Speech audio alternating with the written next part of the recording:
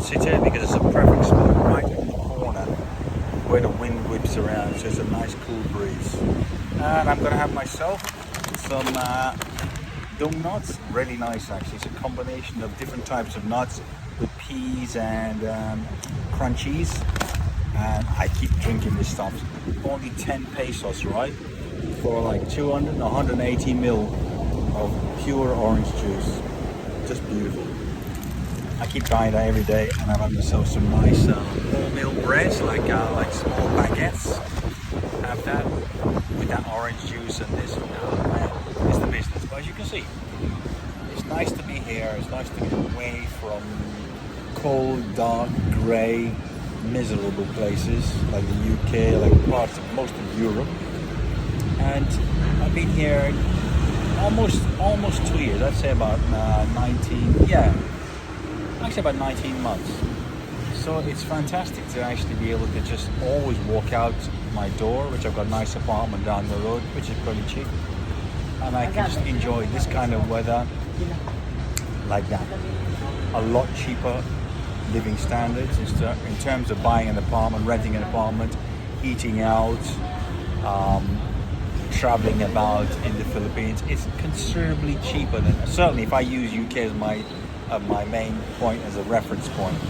Jesus Christ, you'd be spending a fortune just to go from, say, London to Brighton or London to Kent. It would cost you probably what?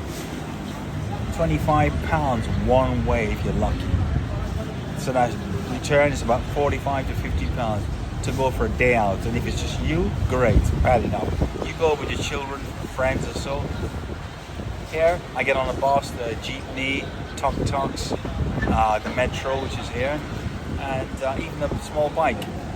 And the price, I would say, to do like say a kilometer, it's probably about $1, say $2 max. You know, that's bloody value for money, right?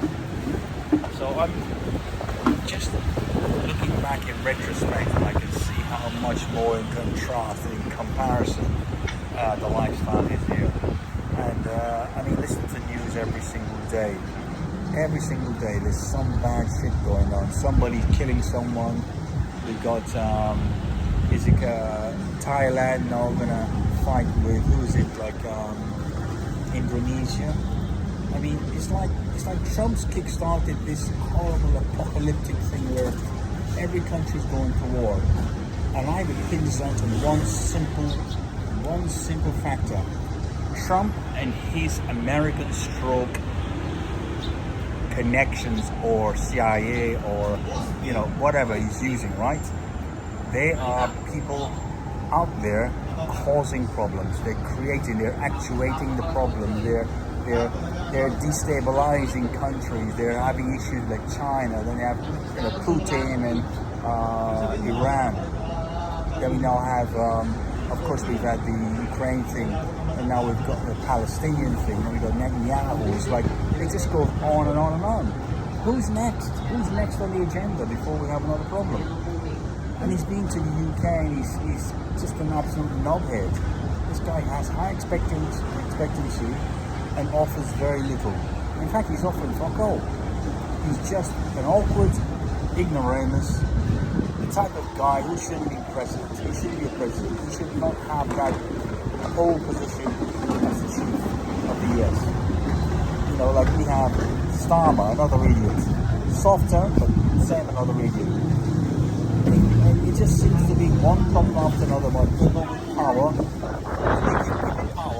they become even more arrogant, narcissistic, egotistical, and ugly bastards.